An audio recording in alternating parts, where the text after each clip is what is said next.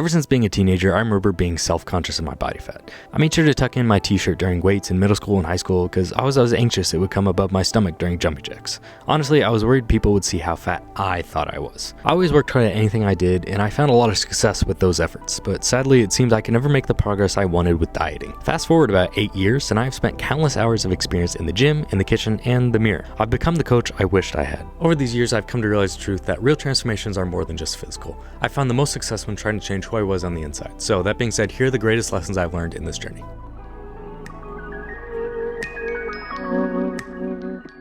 Lesson number 1, you can't punish negative behavior and expect a positive to come from it. I struggle the most time and time again with binge eating throughout these years of dieting, and normally it starts with an emotional trigger, leads you into binge eating on your favorite treats or whatever, and you go and feel terrible about yourself. So the next day you do twice as much cardio, you eat way less, and then end up just kind of like setting yourself up for failure later on, and you never really solve the problem at the core, which is that emotional trigger. I even thought eliminating my favorite treats and any sort of junk food or unhealthy food that I would binge on out of my house, that would be a good idea, just with the idea of building habits and changing your environment to help you set yourself up for success. But in reality, I found that was just another form of punishment, and I never really learned how to actually manage my behavior and try to prevent and control and have healthy self-control during one of these binges. If you've ever struggled with binge eating, I know you know how great it feels when you start a binge, but then you find the self-control to come back and stop yourself. So in reality, we should have healthy self-controls, be aware of emotional triggers or whatnot, but we should be able to manage them, not completely destroy them or get rid of them, but being able to have a healthy balance between enjoying and having self-control. The idea of starting a diet thinking about punishing bad behavior or correcting bad behavior only reinforces your negative qualities of things that you're trying to change. It doesn't actually help correct them or help play to your own strengths in a diet. We should ideally be going on a diet to help ourselves feel better and help ourselves bring out better qualities of ourselves, not just correct negative ones. When I started diets time and time again for so many reasons, I started and failed them, but really at the core of it, it was because I started a diet thinking I don't like myself the way I was, or I thought maybe if I go on a diet, then I will be more worthy of attention to other people or whatever. It was never truly at a place of trying to just take care of myself and feel better and getting healthier rather than just trying to change a way to be more desirable or kind of punish this negative behavior or feel shame for what I've done in the past. The way out of this is by beginning a diet already with gratitude and pride for who you are. Instead of starting thinking, oh, I need to change the way I am, I need to lose fat as fast as possible to look a certain way.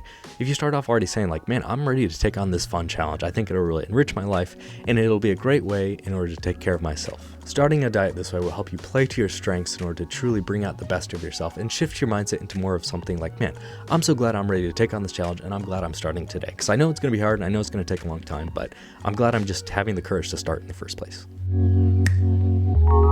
Big idea number 2 is the default that in today's society, there is a lack of education around healthy nutrition and healthy lifestyles. You may have been one of the luckier few to have a great family member or a coach that taught you, or just a role model in general that taught you how to eat healthily and have healthy behaviors, but that's the exception to the rule. The standard or default of society is real no education around basic nutrition and just healthy habits in general. We live in a society based around reaction rather than proaction. Our healthcare system is just based around masking symptoms rather than solving and preventing the core problems. If you think back to it, with our general education, say growing up in middle school or high school, is maybe just like one class, and that was primarily around sex ed. There may have been 1 or 2 weeks around nutrition and healthy exercise, but I think the only big takeaway was like, don't eat McDonald's. We all know McDonald's is not good for you, and yet people still eat it, and yet we still have this idea of kind of fast food for pleasure. But I think that eventually only perpetuates the first problem I mentioned in this video, that we know we shouldn't be doing these things, and yet we still do, and so then we start to feel a lot of shame for doing them, and then that just leads us into starting diets for all the wrong reasons. If we had standards in society that was more so teaching you about here's the basics of nutrition and just general healthy habits and how you can thrive rather than just get by in life, then we would completely prevent maybe people going and eating for pleasure so much rather than actually trying to fuel yourself to feel great. Despite society being set up for just such poor standards of health, do not pull the victim card here. It may not be your fault that society and the default mode that we've accepted is such poor health, but it is your responsibility to try and do better, be better, and improve your health over time moving forward.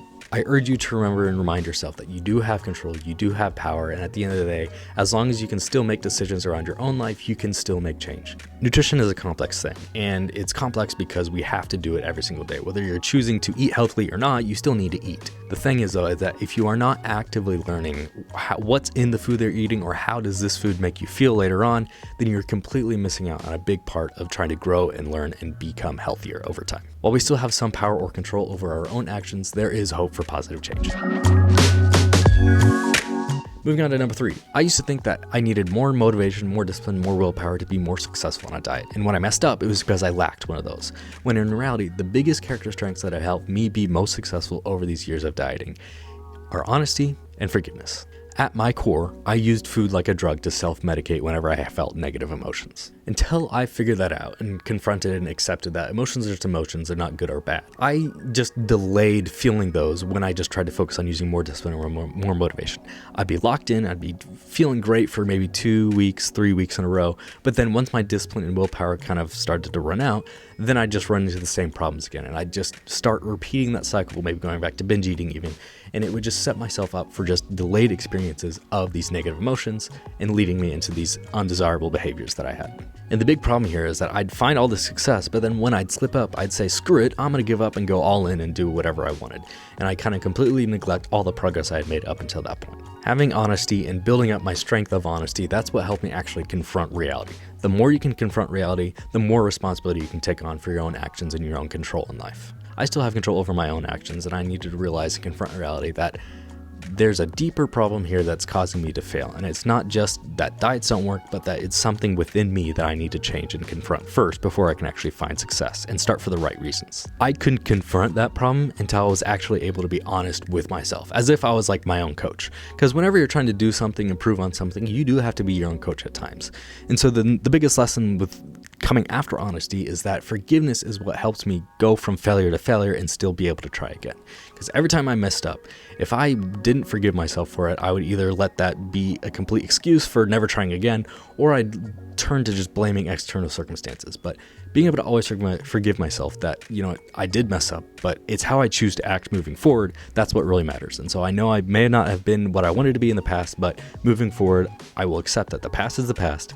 I'm going to be different in the future. Mistakes are inevitable. Failure is inevitable. And it's not about having the discipline to never completely ignore these mistakes, but it's about building yourself up to be someone that can solve any of your mistakes and still move forward in a healthy manner. Forgiveness is an interesting strength too, because it's most often something we use towards other people. But when you turn it inward and build up your own strength of self-forgiveness, that's what allows you to be a beginner at something, try and fail so many times, and eventually get to a point where you are competent at something to be pretty good at it. If you want to learn more about your own character strengths, I highly recommend you check out viacharacter.org. It's a positive psychology organization based around virtues of life, kind of an homage to the Greek virtues of justice, temperance, courage, and wisdom. So based off of those virtues, what are your big top character strengths? Take the free survey. I think you'll never regret learning more about yourself, so go check it out. Now, bonus lesson, a little bit more tangible advice here on dieting. Fat loss diets don't need to work where you're on a diet in a calorie deficit perfectly for 2, 3 weeks, 4 weeks, 8 weeks in a row. I don't know why more people don't recommend this, but using a zigzag approach, you can take 2 days on in a calorie deficit, 1 day off eating at maintenance, and rinse and repeat. Or you could do 4 days in a calorie deficit, 3 days at maintenance. This more slower, sustainable approach has given me the most progress and the most change, in which helped me lose fat, but then also never gaining fat again once I did make progress. One of the biggest reasons this is so successful for me particularly was because it helped taught me how to actually eat at maintenance and eat like a normal person. Because if you can never gain fat again, any progress you do make on a diet losing fat is going to be progress for life. And for me, I want to have a great physique for life. So that is something I am signing up for every day, every time I get that opportunity. Last thing I'll say here is that throughout all these years of dieting, your body wants you to thrive. It wants you to feel great and wants you to feel alive and well. If you respect your body and you give it what it needs to thrive, it will do the same thing for you. But you just need to work in unison with it. You can't just work it and force it to do something and expect results to come from it. So last things I'll reiterate is that you don't need to go on a diet to be happy. Start feeling happy and feeling proud of yourself, and then go on a diet, and it will make everything else better in your life. It will enrich your life. If you build a strong character, you will build a strong physique. If you enjoyed this video, like and subscribe, leave a comment down below. I'll do all the things for the algorithm, whatever you name it. I'm posting here on YouTube once a week, so if you aren't going to see me in these next videos popping up right now, you'll see me in the next video next weekend. With that all being said, take care, and don't just try to exist well, don't just try to survive, but try to thrive and have a great life. You'll catch me in the next one.